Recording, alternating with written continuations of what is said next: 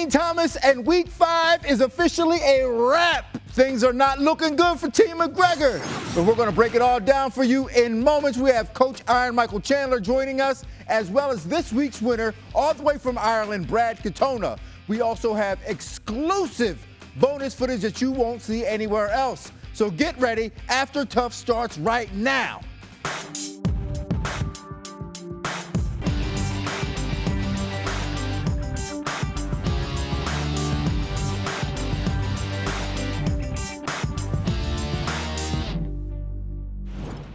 Joining me now, back by popular demand, the former UFC light heavyweight champion, winner of TUF Season 2, the Hall of Famer, my brother, Suga Rashad Evans. What's up? What's up, man? I like when you introduce me, man. You know what? I like what we got going on. I am your Bert to your Ernie, baby. Bert and Ernie, we got the matching blue shirts on today. Yes, we are getting it in. So this week's episode, we saw Team McGregor take another L.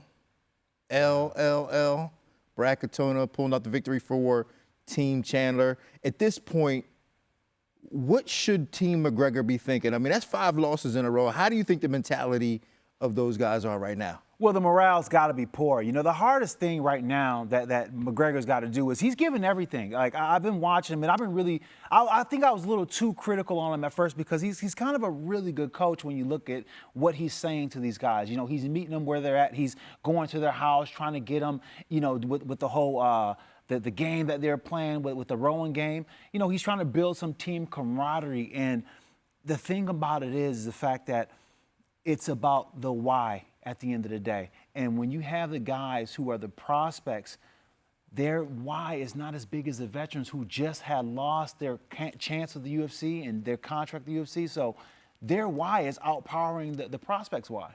Well, I'll tell you what, like you say that, but Conor has been spitting facts. Yeah. He has been spitting bars. And we have bonus footage of Conor right now spitting bars.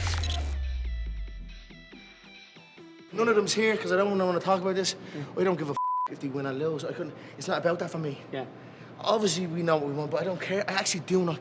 If those men go out and give their absolute all and fight with their heart and their soul, I can promise them they're going again. Yeah. This company rewards that. Yeah. Do you know what I'm saying? It ain't like they're playing the little niggles and all. The mind is going now. They put this win on the pedestal so much so that they end up giving it up. Yeah. Because they're putting it too much away. You know what I mean? Instead of just keeping this energy, keeping the vibe. They're in a nice spot. Yeah. So maybe, like I said, that's the way I feel. And I've no doubt they will. No doubt they will. So it's going to be a good season. Good season of fights. I was saying to the guys, we're facing the veterans. We're the young guns against the veterans. So the young guns, what's a young gun? A young gun is inexperienced. The old guys have been pulled back and let rip. Yeah. So it's inexperience is what the young guns are. The vets are actually not even just vets. They're vets that got cut and now they got the second chance. Yeah. So they're the disgruntled vets, the angry vets, the vets that didn't go that way. Do you know what I'm saying? They're going to put a lot into this. And then just get in and be free with it. Yeah. Not put it too much in the head. It's going to be a good season and it's going to be tough. And I wish all of them well. I wish them all well. I don't hold any ill will to anyone. I'm just here to get better and put my own practice in and teach and, you know yourself, have a bit of fun. That's it. It's remarkable how when you hear him spitting, it mirrored almost verbatim, almost exactly what you just said. Yeah, I mean, to my mind, to Conor's mind, the truth of the matter is he sees it. And the thing is, where do you go from when you're coaching from that position? How do you get those guys to see what they don't see? How do you get them to feel something they don't feel yet? And the problem is the fact that these guys who are the veterans, their life fell apart when they lost their UFC contract, and they still remember with that feeling because a lot of those guys, it was still fresh for them. So it's just one of those things where you like, guys, you got to come out and you got to fight from a different place. But how do you explain that to them? Well, the thing is, like, that anxiety, like, these are young guys coming up and they know what they're up against facing these veterans, and they have that anxiety. But what Conor's talking about seems like he's trying to eliminate that by saying, listen, if you just fight hard, don't worry about the result. If you just fight hard, don't worry about the result. Now, when you coached on your season, was it like that, trying to get these guys excited to go out there and fight, but not put so much on it to where they were so anxiety-ridden to where they didn't perform? Yeah, my biggest thing was I wanted these guys to have fun. I wanted them to remember why they even fought in the first place, you know, and that it wasn't a job. And this was a great opportunity, but at the end of the day, it wasn't going to be the end for them. And once I got them to compete from that place of where they can't fail, they started to compete way better. But it's just, in this situation here, my heart goes out to those younger guys because, you know, not until they've had a taste of the UFC in a sense that they really understand what they're missing. All right, let's take a look at the coaches' scorecards. After 5 weeks, Team Chandler is whooping Team McGregor like they stole something. The rookie coach with a perfect 5-0 record out the gate with his team of UFC veterans doing big things. And with that, let's welcome in Iron Michael Chandler. Mike, what's up, man? How are you today? What's up, boys, man? I'm doing good. Team Chandler's sitting at 5-0. I can't complain. I'm sure you can't complain now. Brad Katona, he just got your 5th win in a row. He lives in Ireland. He trains with John Kavanaugh. He trains under the same coach with Conor. Now, how was it like navigating through all that stuff and having to deal with that? Man, I got to say it was interesting. But I will say I was able to come in as a coach and just, I guess, compartmentalize the fact that he was, you know, John Kavanaugh's guy, SBG. But my fighters, as you saw in the van, you know, dudes kind of just waiting on them. The dudes after week 1 were pretty much fed up with Brad Katona. Me, on the other hand, obviously I signed up to do a job. The job was to coach every single fighter, to put them in the best situation possible to be successful. But yeah, my team wasn't Team Brad Katona. And Brad Katona admits he's a diva, and he admits that he is Team Brad Katona. He was not Team Chandler. So it was very interesting to navigate all that. Michael, I've been watching you week after week do such a great job as a coach. And one thing I can say I was really impressed with was you met Brad where he was at. You met him on the floor where he was at. And that's something that I can say that, you know, really helped him out in this fight, because a lot of coaches get in a situation where they want to impart what they want to impart and not really care about what this fighter is really trying to tell them. But you really listen to your fighter and you really carve out a training just for him. Yeah, no, and I appreciate you noticing that and saying that, because you got to realize too, we're 12 weeks, 12 hours straight this summer on ESPN. There was a lot of stuff going on behind the scenes. And yeah, truthfully, Brad came in and said, hey, this is what I want to do, and I'm Team Brad Katona. And y'all know me, I'm a get after it, work hard, shut up, listen to your coaches kind of guy. But I also realized I wasn't going to be able to do that with Brad, which if I decided to just stray away from that and say, hey, no, I'm in charge, it's my name on the back of the jersey, I'm Michael Chandler, you're Team Chandler, shut up and do what I say, it wasn't going to be me putting my best foot forward for him in this competition. Now, with that being said, it was tough. You saw the scene there where I'm just kind of biting my tongue, and I know he's getting away with what he shouldn't get away with, but I signed up to be the coach of 8 guys for Team Chandler on Team Chandler versus McGregor. And it was tough because I'm just a yes, sir, no, sir, show up, do what I'm told kind of guy. And he wasn't. And, you know, obviously he went out there and got the win. So we're happy about that for Team Chandler. Well, I'll tell you what, that speaks volumes about you as a coach and how fair you are. But I loved watching you get some on-the-job training, coaching. The self-proclaimed diva-ist diva. He called himself the diva-ist diva. We have the footage right here. Let's check that out. When are we going to sit down and watch film? Because the days are ticking by pretty fast. Yeah. Well, you're next week. But if we're going to drill specific stuff, yeah. 1 week out from a fight isn't time to introduce new stuff. Even 2 weeks out, it's a little hairy. So the sooner we can, in my opinion, like a week out, I'm not going to try working, you know, leg lock defense that I've never done before. Well, yeah. Well, that's why we were watching film too behind the scenes as well. So that's where we can kind of come in and just you be coached by us. Yeah. And we got you. But there's 8 guys, and you know it would be easier to have the film talking with you in the moment. Yeah. And I know I only have 1 guy I need to worry about. Yeah. But you guys have 8 guys. Chandler at this point is kind of fed up with me. He's like, listen, my life will be so much easier without the giant diva Brad. always want to do something special. Now, Mike, I noticed it during that whole interaction. You were kind of fiddling around with your hands. Was that to keep you from slapping him in the mouth? Yes. Hey, listen, obviously, man, I'm just a guy. I've always just shown up and told and had the coaches tell me what to do. I'm not saying that's the right way to do it. It's just how I'm wired. I just show up and I do it. Brad didn't, so I always say this, this kind of blanket statement of, hey, we all know what we signed up for. And Brad knew what he signed up for, knowing that there was going to be 7 other guys that these coaches were coaching, yet he was still trying to scrape and claw and try to get the individual attention. Hey, I need this. I need film study. Hey, I need individual attention. I need the Normatec boots. I need the UFC PI.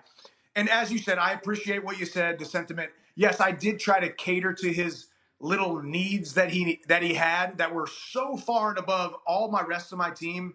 I got to hand it to the other 7 guys. I love all my guys, but especially the other 7 that just showed up. They said, yes, sir. They worked on their stuff, and now you see Team Chandler at 5-0. We had a method to our madness. He just hadn't quite bought in, and I talked about this on my own reaction show on YouTube. I have a excerpt from my journal where after week 1, I said everybody has bought in except Brad Katona. And it was very telling looking back months ago that there was one guy who didn't buy into the Team Chandler system. But ultimately, I was there to do a job, and I did it. All right, let's take a question from the fans. This one comes from Hyperdose Digital. Dean, are you ready to come in out of retirement to step in and fight Michael Chandler if Conor doesn't work out? Man, I ain't fighting Michael Chandler for nothing. So, Conor, you got a job to do. Conor, you got Come on, Dean. Come on, Dean. Look at that young man right there. Look at that. No. Ain't no way. I ain't stepping out of nothing to fight. I ain't doing nothing with Mike Chandler except taking him out for wings. That's it. Yeah, man. Yeah, exactly. Hey, we'll go out for wings. We'll hang out, enjoy ourselves. But, hey, listen, I understand everybody wants – they want answers. They want results. With a fight of this magnitude, the most exciting guy in mixed martial arts versus the biggest superstar in mixed martial arts, people want answers, and they want them on their timeline. Their timeline is now. I want my answers yesterday. And I'm with everybody else, of course, but just let the process play out. Just know that Michael Chandler steps in the cage against Conor McGregor. We put on an electrifying event, and I separate him from consciousness in the 2nd round. There is a slight chance that he could be a little afraid. I don't know. There's a possibility. The possibility. But, hey, if there's one thing I know about Conor, he cares about his public persona. He cares about how people see him. He cares about where he is now and what he has become to the fans. You don't do a documentary saying you're coming back. You don't tell everybody it's the greatest comeback in combat sports history. You're not out there promoting yourself and saying you're coming back and saying, this is my game forever. You'll do what you're told. And calling himself the pound-for-pound king. Listen, Conor's coming back. There's one guy he's fighting. His name is Michael Chandler. He's from High Ridge, Missouri. And we are going to put butts in seats, and it's going to be an electrifying performance. But I knock out Conor, and then maybe he retires after that. We'll see. Well, we love it. We love the foreshadowing of what's about to happen. Mike, we appreciate you coming on. Enjoy. Congratulations on 5-0. We can't wait to see what happens next week. 5-0, baby. Appreciate you. See you at the top. Have a good one. Peace. Great talking to Michael Chandler. His team picked up another victory, another dub for Michael Chandler. Speaking of that fight, we have footage of the move of the fight. Me and Rashad took it upon ourselves to go ahead and discuss and break down how this back take was done, because that was a pretty significant part of the fight. All right, what we're going to show is the finishing sequence that Katone hit Vera with. So Katone was in Vera's guard, and Vera tried to get up and escape. Now he wants to use this wall. If he uses wall, he's going to be able to get escape. But what Katone did was he stuck an arm in here, he stuck his leg in here, and then he was able to secure the hand on this side. As he rolled him through, he then put his other hook in and then freed up his hand and then went right for the rear naked choke here. As you can see here, I got Dean in the finish, and I'm not letting go. I'm not letting go. Forget about it. I'm suing. You ain't had to choke me that hard. It's that turtleneck. The turtleneck. I thought maybe that's what it was, but I felt like you was trying to squeeze my head off, man. I'm old. Come on, man. This is abuse against senior citizens. Look at all this gray in my beard. This is abuse against senior citizens. The gray. Rashad trying to take advantage of me. The Silver Club, huh? The old Silver Fox. Silver Sneakers. The Silver Sneakers. All right, well, we got another bonus clip I want to get to. You guys are going to enjoy this. This kid. He pulls me up. Katana. Mechanical engineer. Used to play chess when he was a kid. No, I put my His dad's feet his right best here. friend. He had an amazing I'm trying to make sure this guy right here attaches for real. right here. And then I push his legs down watch his fights. as I drive my hips in. Watch his fights like yeah, I open them up. and we didn't because it was Make sense? It was SPG. Guys, the important thing is the leg on the back. Okay, You try to know? be tight here. You're going to have that leg really But dude, tight across the lower he's- back. 1, 2, 3. He loves Kavanaugh. He trains at SPG, but I'm telling you right now, he's Yes. Once he's I'm gonna down, and he's gonna love being on our team though. Yes, big chips. Because that kid he's got it all too. Now it is time to bring in the man who secured the 5th straight win for Team Chandler, the winner of season 27, looking to become the first 2-time TUF champ, Brad Katona. Brad, how you doing today? I'm doing very well, thank you. So, Brad, you train with Connor, obviously, in Ireland, and you train with Coach John Kavanaugh. I mean, that had to be awkward to be going up against them. And I mean, what was that vibe like going up against them for this? Man, it sucked. I'm not going to lie. It kind of sucked because, you know, the first time I did the Ultimate Fighter, I was completely isolated from almost anybody I knew. There was no inputs, outputs. There was no familiar faces.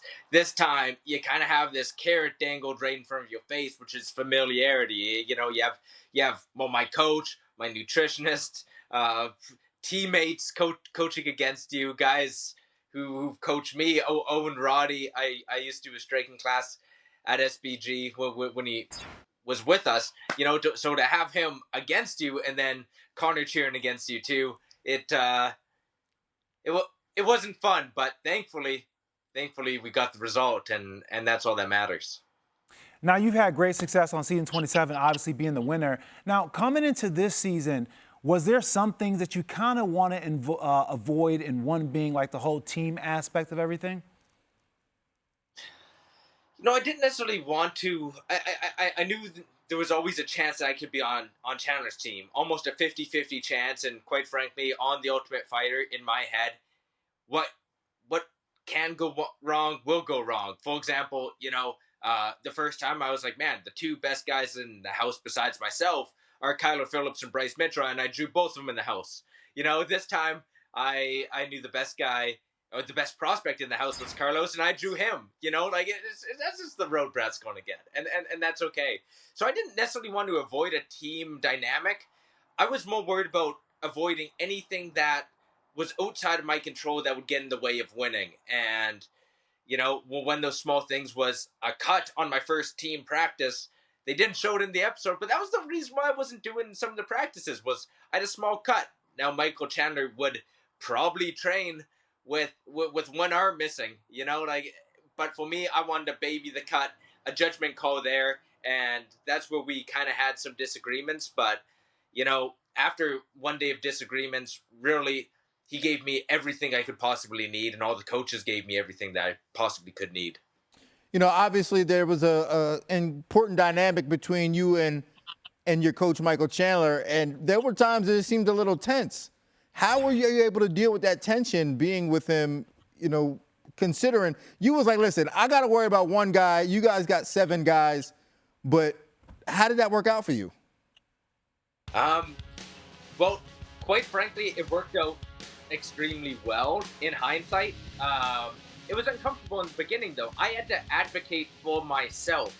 There was nobody there advocating for Brad besides me. So that's what I tried to do. I tried to be the one to have the difficult conversations of saying, hey, man, small cut. I'd like to baby it. I've been told by the doctor I should baby it so it doesn't get any larger, doesn't get, you know, that way it can heal by the time I'm fighting. And really there was some tensions in the beginning, and I could theorize why. I think also Michael Chandler was somewhat inexperienced as a coach because he's been an athlete his entire life, but then he kind of put the coaching hat on the next practice and was super accommodating to my needs as an athlete. So I gave him that props, and I was almost like, man, we got that one disagreement, and then all of a sudden you win. Like Chandler totally won. He gave me everything I needed, and even I think back to the weight cut. All the coaches stayed late for me to finish my weight cut, and I was really appreciative of that. And they gave me really everything I needed as the athlete to succeed. That's what I wanted, and that's what they gave me, and smooth sailing from there. Now, your loyalties were kind of split. Now, did you feel that your teammates were clocking you like, yo, why is he taking so long? Did you feel like they were kind of looking at you like clocking them? Yeah, they was clocking them for sure. Were you feeling like they were kind of feeling some kind of way about your affiliation with the other team? Yeah, I certainly felt like they felt uncomfortable with it. First off, I'm not going to be telling you guys any secret. Like, I'm not going to be telling, let's say, the blue team any secrets. That's just, that's just, I don't know. This is wrong, especially when I'm, your Team Chandler. I'm going to support my guys. I'm still going to want Lee to win, but I'm not going to be telling any secrets. Maybe that's what they were worried about. But I felt I was put under scrutiny, maybe a little unfairly. I remember countless practices where we were waiting in the van, waiting for guys to get their morning coffee and all of that.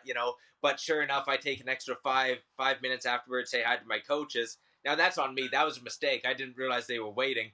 But still, I felt like, well, scrutinizing me. But I waited every morning. I was the first one in the van. I waited every morning for you guys to make your coffee. So you know what? If that's what I need to deal with, fine. What can I say?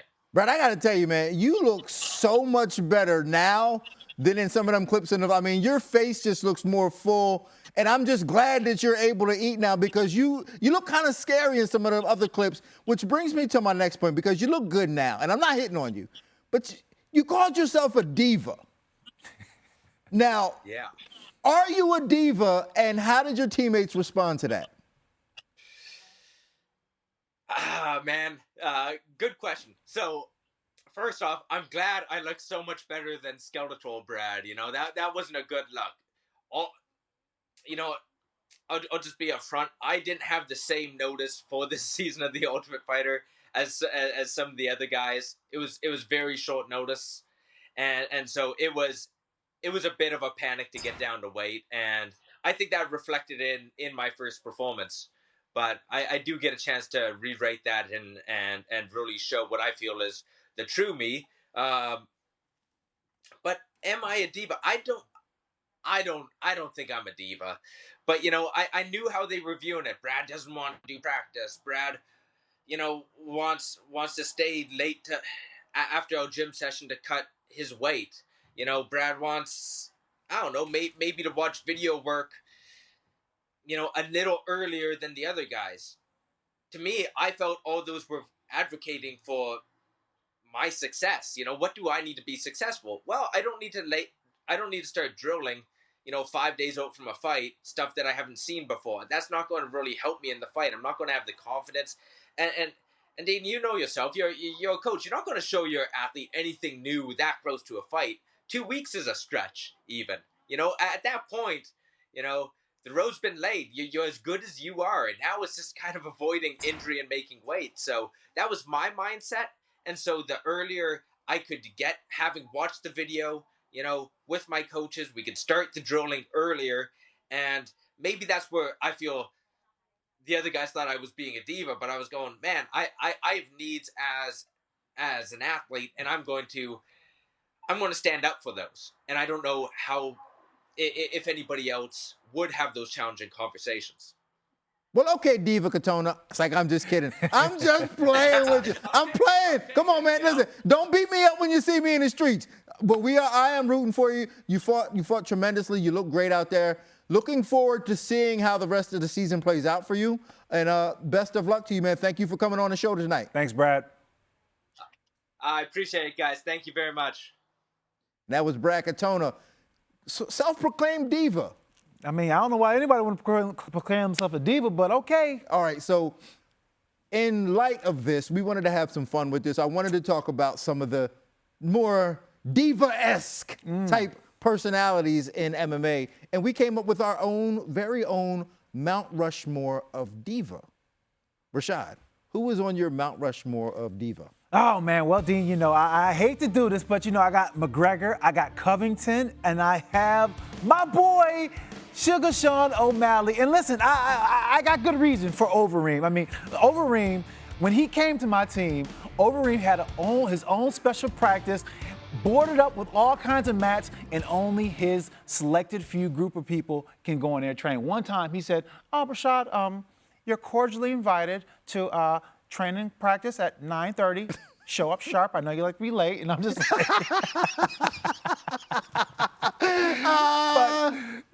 diva. Yeah, all diva. day, all day. All right, so I came up with my very own list of divas, and here we have it. My list of divas. John Jones, how could you not go with John Jones? I mean, he's got diva written all over him. I got Paul Acosta, the prettiest man in MMA. He's a diva for sure. TJ Dillashaw, we know TJ, how TJ get down. TJ won it his way. And if it's not his way, it's the highway. And then Luke Rockhold, the model, the male model, you know he's an absolute diva. So that's my Mount Rushmore diva. Now, it's hard to really say that these guys are divas for me because I haven't worked with them. But just from the outside looking in, these guys are pure divas. Absolutely. You know what? I got a clip of a diva in training. Like this guy right here is definitely a diva. Let's take a look and see. I would get together with you and ask you if you could fight anybody in the semifinals. Who would it be? Who do you want to fight? Chris. Chris Lytle? Yeah. Ever since I got here, I wanted to fight Chris because I knew he had a good style and we matched up well together. Me and Chris, when we've been training, we've been going at it. So that's the type of fight, and I think it would deprive everybody of a good, exciting fight. It's very smart. If I didn't fight that. Very smart. I think it's a great match. That's good stuff. You should go into selling cars when you get done. I'm trying to. After I kick your ass. Kick his ass. I see you, Dan. What? I ain't say nothing. It's not like you got real tiny lips. I can see those lips moving around. Yo, I can't. It's so hard to look back at that stuff and see how young and skinny and scrappy I was. I put them hands on them boys. GSP looked like he was saying, "My friend Dean, you do not want those problems with me." No, he wasn't saying that for me. He was saying that for Matt Hughes. He looked mad. Man. You know what? I remember talking to him about that because he was going to get that rematch with Matt Hughes. And I remember he used to train every day with us. The fight wasn't booked yet, but he was training every day with us because he was like, yo, eventually I'm going to fight this dude and I'm going to hurt this dude. And he did, man. He did. And we have some bonus footage of Conor talking about fighting Michael Chandler. They ask me what do I hope for in this world. I hope for 100 more fights. You know what I mean? I hope for 100 fights. That's what I hope for. Do you know what I'm saying? So this is only that. What am I 30, 40, 50 in? Still that way there, yeah? Let's bring it home, lads. 50 more incoming. That's what I hope for. 100 more fights, yeah? You know when you get a guy, yeah, and you always get them. That's what I'm going to do to this. That's what I'm going to do to Chandler. And I told him that I'm going to pin you. I'm going to pin you and rifle you down to the mat. Do you know what I mean? I'm going to get him. He just falls apart, you know, after a few scrambles and that. I'm going to have him pinned and literally rifle him down. Boom, boom, boom. Do you know what I mean? So you always get them where they can't move no more. There's nothing left in them. They stab too much. They're done. You know what I mean? I'm going to get to that point and rifle them down. Do you know what I mean? That's the way it's going to go.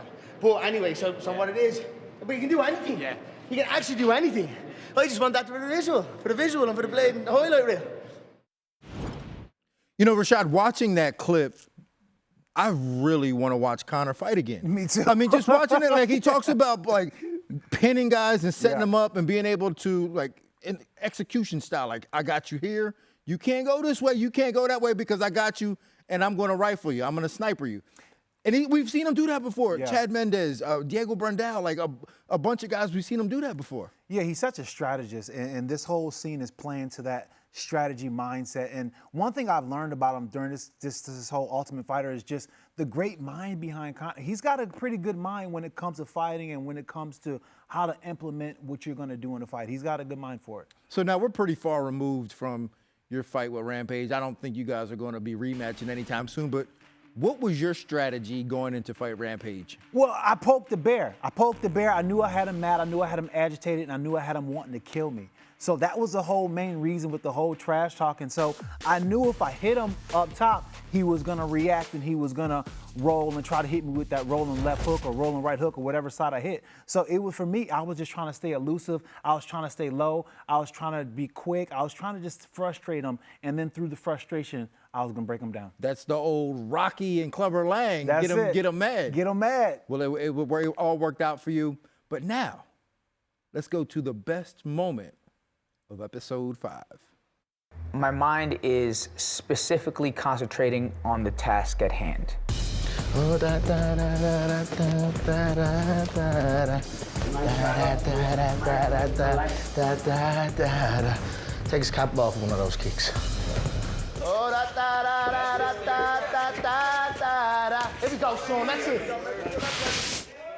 I'm sorry, listen, when you see Conor that elated going into a fight, this is his world, this is where he belongs. Yeah. Conor, we gotta come back and fight. This is crazy, like to see him out there dancing and having a good time this is his environment, this is where he lives. But I mean, as a coach, he's really showing, you know, he's there with these guys. He's going out there, he's reminding him that that's a rhythm that he was trying to remind him of the capoeira of rhythm. So for him to remember to get into that mode, to not get stationary, to not get stiff, to remember to move fluid and dance out there. Well, that was a great moment. But I know one thing, like for me, I need to get back in shape.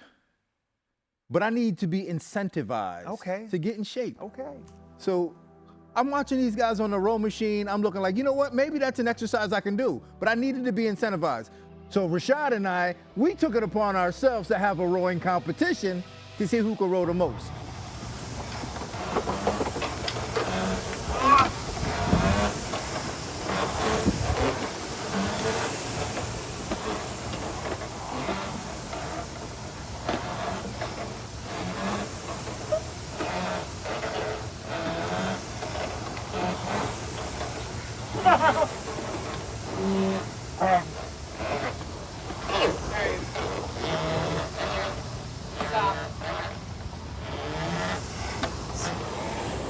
Stop!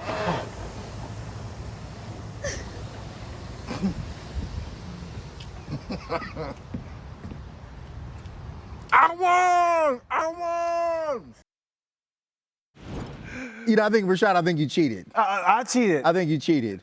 I think you practiced. I think you've done this before. No, I think that you just forgot what we were doing. It looked like you were just trying to eat the pizza. You got to eat lunch before we come here, see? I took one bite of the pizza and was like, yo, screw the row machine. I just want some of this pizza. But that's what it takes in order to get me to exercise. I need some type of incentive to be able to be incentivized with pizza. Well, I'm glad pizza is your motivation, bro. It worked out for me. But let's toss to a flashback that we've seen before. And Rashad, I think you're gonna like this one.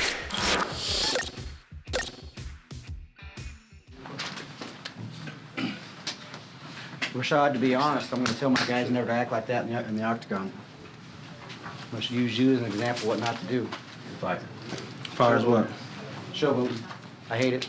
I'm glad you're not on my team. I'd like to have fun. And I mean, if that's not your way of winning. You're dominating that fight. I know, but it's just how I like to have fun. Not on my team. That's what he wants, that's fine. I mean, I made the right pick when I was picking guys in. Well, that's fine. That's fine too, you know. I know it's fine. All right. Why are you upset right now, bro? I don't know. It's weird. Because I feel like punching Matt in his face. Huh? I feel like punching Matt in his face. That's why. Why don't you do it then? But he messed up. And don't expect an apology. I should have punched him in his face. Matt Hughes, thinking about you reminds me of what my Uncle Bernie used to say. He'd say, son, just be yourself. If people don't like if you're being yourself, f*** them. F*** them against the wall with handcuffs on and curtains going on lips. F*** them. I can't believe that's the same guy. I can't believe it's the same guy. I can't believe it either, man. But Matt almost made me cry that episode, man. Why? Because he didn't like your moves? I love Matt Hughes. And at the time when he said it to me, I was like, I was so heartbroken.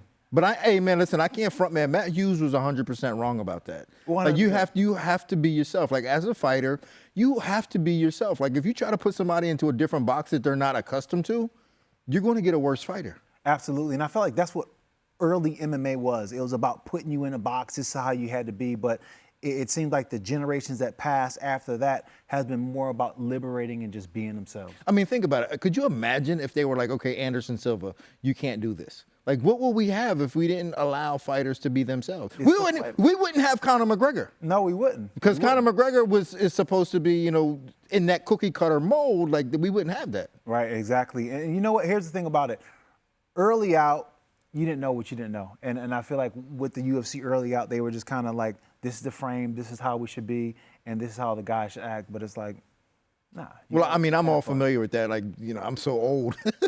Just being in the early days of the UFC, just knowing how it was brought up, and being a part of that, being a pioneer, being a part of that, just watching how it has evolved and thinking, wow, like it wasn't supposed to be like this. No, it wasn't. It wasn't supposed to be like this. But again, that creativity and that liberation of having fighters be themselves allowed MMA to be what it is today. Yeah, and when I stopped competing from that place of just having fun and enjoying myself out there, I didn't do so well. Like, I always was one of those athletes who would have to have fun in order to have my best performance. Not go out there mad, not going out there venomous or hate my opponent. It was all about just going out there and enjoying myself.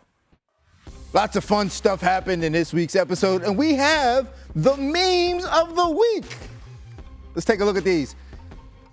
Look at this. When your boy can't pronounce the words on the menu, you be looking at him outside. He's struggling. He's struggling. Let me get that gyro. Yeah. It's a gyro. Now look at it. The MMA judges, we all know this is true. That's accurate. What are they looking at? We don't know what they be seeing sometimes. We don't know. One drop of Poirier's hot sauce will have you like, hiya!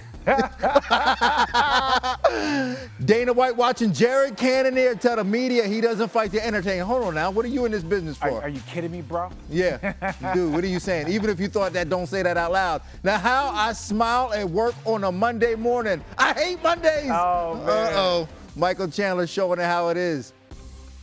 Rashad, once again, we had fun. We had a great time, and I appreciate you coming out and blessing us with your expertise, wisdom, and your presence. Oh, thank you, champ. I appreciate you, my man. I look forward to seeing you and Michael Chandler getting there if Conor says no. No, that ain't happening. So I need Conor to come out of his hiatus and fight Michael Chandler, because I ain't doing it. All right, well, coming up on episode 6. On the next episode of The Ultimate Fighter.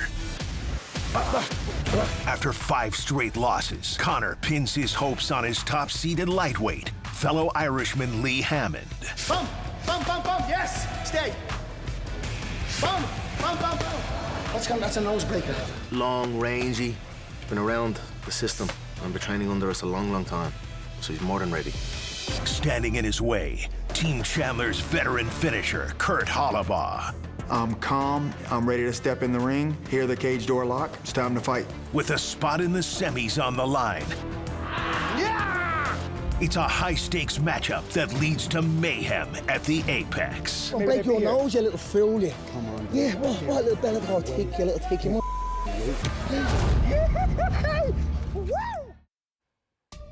The next episode is going to be a good one.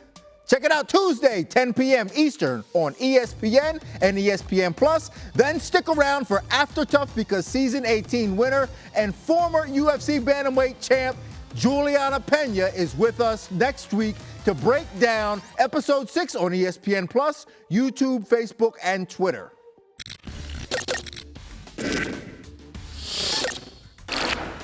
In order to achieve anything of value, it takes a team effort. No one does it by themselves. Batman had Robin, Alfred, and rich parents that left him a bunch of money after they got capped by a local stick-up kid named Joe Chill in the parking lot of a Wu-Tang concert.